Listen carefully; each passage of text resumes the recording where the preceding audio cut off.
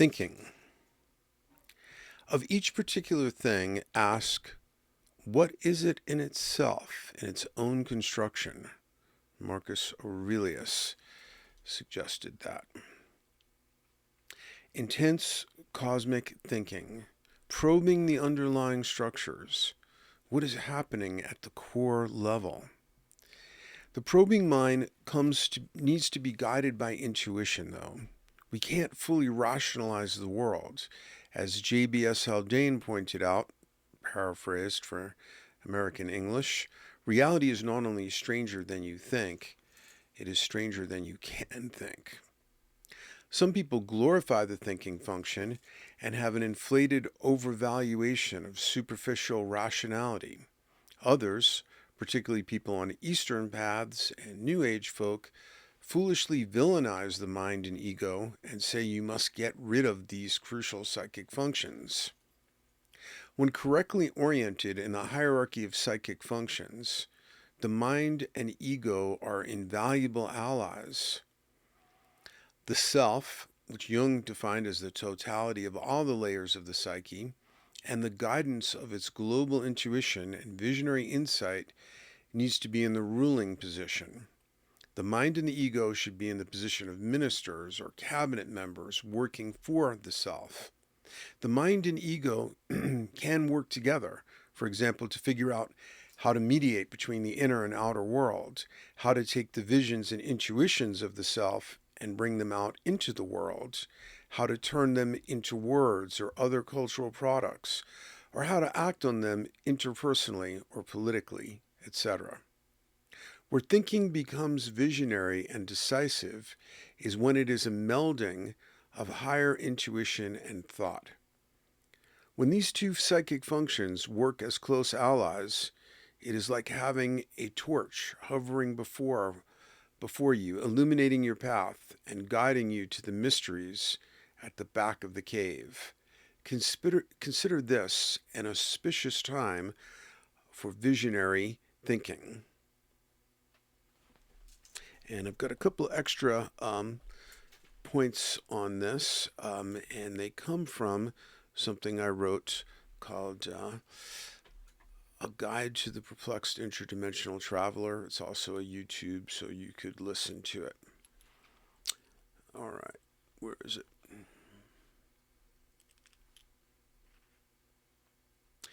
Ego bashing.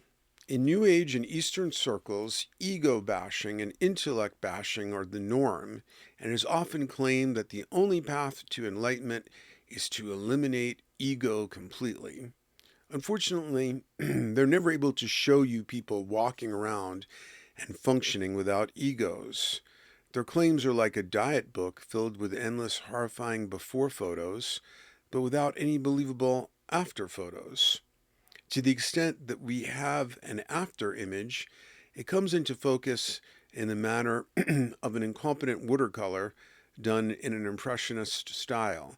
And when they do claim to have an egoless guru to show you, it inevitably turns out to be a womanizer with 50 Rolls Royces and an immature, unruly ego so gigantic and off scale that the deluded disciples can't see the emperor of no ego is naked, while their ego projections clothe him in Saruman's wizard cloak of many colors. So I'm going off on this, but there kind of is some good reason for this because it confuses a lot of people. I highly recommend, it's something you can find online, that there are digital archives of the magazine, run originally created by a self-confessed former abusive guru, Ken Cohen. But this issue of the magazine was really great. It was called What is Ego? And that is, again, What is Enlightenment magazine. Everybody who contributed had something really profound to say about ego, except the giantly egoistic guru Alma, who said when they asked her, because she said like, oh, you must submit to a guru to break your ego. And then they asked her, Well, who was Alma's ego? And you can tell somebody's got an oversized ego when they, or persona that they've lost control over when they third person themselves, like Trump and Madonna do this all the time. She said, "Oh, for Alma, the whole universe was her guru." Okay, so do you see the insane egoism of that? Everybody else needs to have their ego broken by an abusive human guru, but Alma is so awesome and so much higher in the hierarchy, social hierarchy, that only the whole universe was good enough to be her guru. So the people who claim to that you need to get rid of their um, that you need to get rid of your ego, especially Eastern gurus, they do this thing of emphasizing, and some Christians will do this as well, or certain other religionists, is focus on vertical spiritual transcendence, and maybe they actually reached a state of samadhi or whatever during meditation, but they totally neglect the horizontal plane of development, which has to do with like shadow integration and focusing on the complexities of one's own individual personality and complexes and the details of relationships. And then what you get is the notorious syndrome, very well documented, that of Eastern gurus who turn out to be sex abusers and this kind of thing, like Choyam Trungpa or certain Tibetan Rinpoches who claim to be following the crazy wisdom path, which was basically a rationalization licensing them to act out anything. And uh, it's because they neglected the horizontal plane of that included shadow integration. Their shadow just acts out monstrously as an autonomous complex. And I get into some detail on this in something you can find on the site called um, about something I wrote about my friend Alex Gray, called A Spiraling Eye Encrusted Overview of the Art of Alex Gray, which had some of his participation, but I also gave him a lot of shit about his glorification of Adi Da and some other abusive gurus. And Alex responded nonsensically with another classic Eastern rationalization that if you think the guru is a dog, then you see only a dog or something like that. No, they're not just seeing them as a dog or seeing them as a sex abuser because of projection. Sometimes the guru really is a dog or they really are a sex abuser and you're seeing them correctly. Anyway, I'll pull back from that rant. The self organizing principle of the organism. Ego is so basic to our existence that one transpersonal psychologist defines it as the self organizing principle of the organism. With no ego, there's no self reference, which you need to do almost anything. An amazingly good discussion of the nature of the ego, I covered this, is to be found in the What is Ego edition of What is Enlightenment magazine. Um, everyone they interviewed had something fascinating, insightful to say about the nature of ego, except for one famous female guru from India. We covered that, um, who, while claiming to be a divine being without ego, reveals the classic delusions of a sadistic, power tripping, gigantically inflated ego. A flaw in many Eastern and New Age paths, and is known to be highly abusive to disciples and stuff. And I'm sure her organization does some good charitable work as well. But that doesn't mean we can't challenge the belief system and the delusions that it is perpetuating. Eastern gurus with acting out unruly egos have become such a classic syndrome that they deserve special mention in our discussion of ego. Jung, who helped bring the I Ching and other Eastern teachings into the West, warned Westerners not to uncritically adopt wholesale Eastern practices of transformation that were designed in a different era for psyches quite different from those we find today in the West and increasingly in the modern East. A classic flaw in many Eastern approaches to transformation, and also certain New Age and Christian permutations, is a one sided emphasis. I guess we covered this, but there'll be some useful repetition to reinforce the point. Um, Emphasis on vertical spiritual transcendence and a gross neglect of the horizontal plane of human incarnation. The engagement, the descent into the worlds of relationship, activity in the world, and the details of how our personalities work and interrelate with others.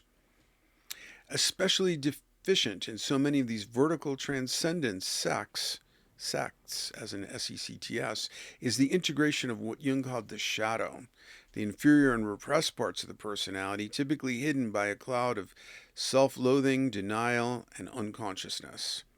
Hidden within the shadow are often unexpected talents and powers cast off with the rest of the unwanted aspects of personality.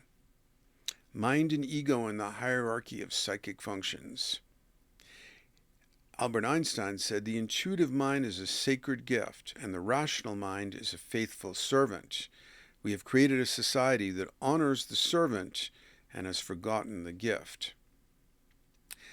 Eliminating the ego to resolve our troubled relationship with it is no more sensible than decapitation would be as a remedy for recurrent headaches. Superstitious dread of the ego is almost always accompanied by a fanatical anti-intellectualism and disparagement of the mind. Mind and ego are not our enemies. It is where we place our mind and ego and how we work with these priceless resources that often make them our enemies. In most I Ching hexagrams, the fifth line is the ruler and the fourth line is the minister.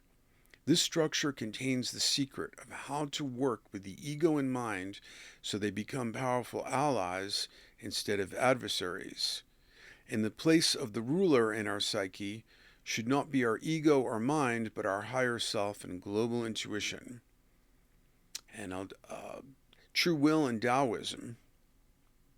Taoism is often presented in a way that makes it seem that you are passively surrendering to an outside Tao. A way to pierce through this illusion is with a concept such as Aleister Crowley's true will. Note, I'm not endorsing Crowley's character, only certain of his concepts. Your true will is the will of your higher self, the will that arises out of the depths of your self. Some object to his use of spatial metaphor to describe the self, but it is the most concise way of cutting to the essence of this concept. And there, I'm talking about, I guess, those who refer to that self as the higher self. True will speaks through the still centered voice of global intuition and is often confirmed by synchronicities, oracle consultations, etc. It is your inner refraction of the Tao and the guiding star you should follow. Following your true will may require you to overcome all sorts of inner and outer obstructions. You are not necessarily passively led by outside trends. So again, this is sort of my version of Taoism, which I call dynamic paradoxicalism, that tries to correct for that kind of passive bias of Taoism as adapting to the outside conditions, whereas your inner true will, that is your inner refraction of the Tao you should follow above anything else. As George Bernard Shaw said, the reasonable man adapts himself to the world. The unreasonable one persists in trying to adapt the world to himself. Therefore, all progress depends on the unreasonable man. Many would interpret the reasonable man's position as Taoist and the unreasonable man's position as egoistic and anti-Taoist. This would be true if the unreasonable man expected the world to adapt to his ego.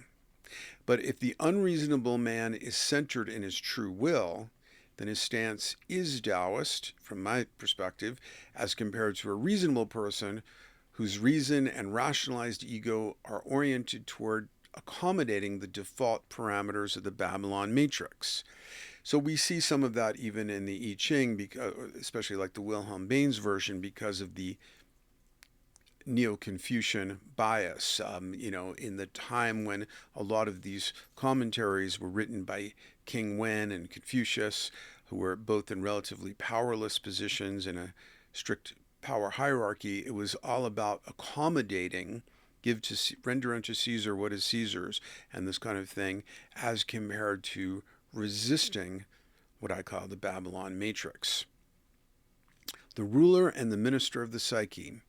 With your true will and global intuition in your psyche's ruling place, you can appoint your mind and ego as ministers that follow the ruler and work as helpful subordinates. In this place, ego and mind can, among other functions, act as skillful intermediaries between the aims of your true will and the outside world. Only when the mind and ego are foolishly promoted above their capabilities into the ruling position do they work at cross purposes and undermine almost everything we do. And yes, they can be foolishly ambitious in the way of the Peter Principle, where you keep getting promoted till you rise to your level of incompetence. The unenlightened ego thinks it should be in charge. The goal is to develop a more conscious, evolved ego that knows its place.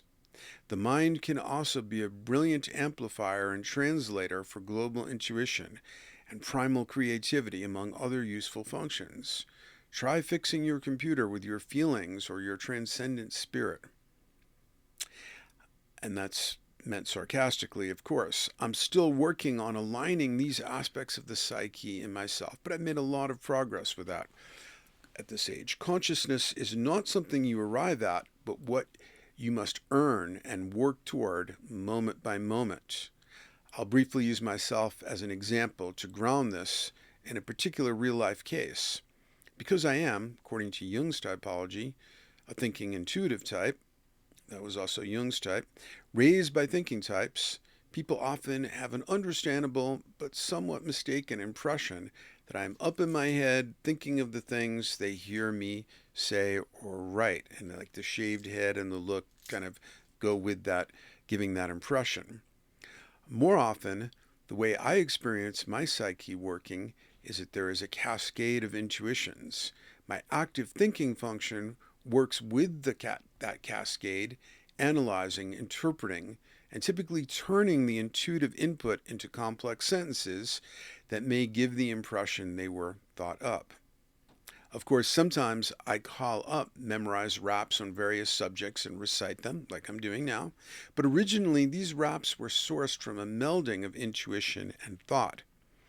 After the fact, I can ask the thinking function to act as an information minister and recite the rap, which has been processed and sometimes distorted by thinking, but not originally created by thinking. I experience my thinking function as hollow, dull, and incompetent when it works by itself, except when it's troubleshooting the computer, learning instruction manuals, and things like that, which are pure thinking function tasks. I can only feel enthusiastic about using my psyche when intuition, thinking, and often feeling are all connected and working together. The difference is instantly discernible, like the difference between a stereo system where all the components work together to create a full spatial sound compared to the tinny, irritating monophonic tone of an AM radio or somebody's phone speaker broadcasting a call-in radio show. Of course, sometimes the ego can play tricks, like putting a grandiose symphonic soundtrack behind its irritating hollow monophonic voice, but if you pay attention, you can tell the difference. So hopefully this has clarified some things about where thinking should be in your hierarchy of psychic functions and in your life and in your decision making, and how to get that priceless psychic function to work cooperatively with ego, global intuition, and the self.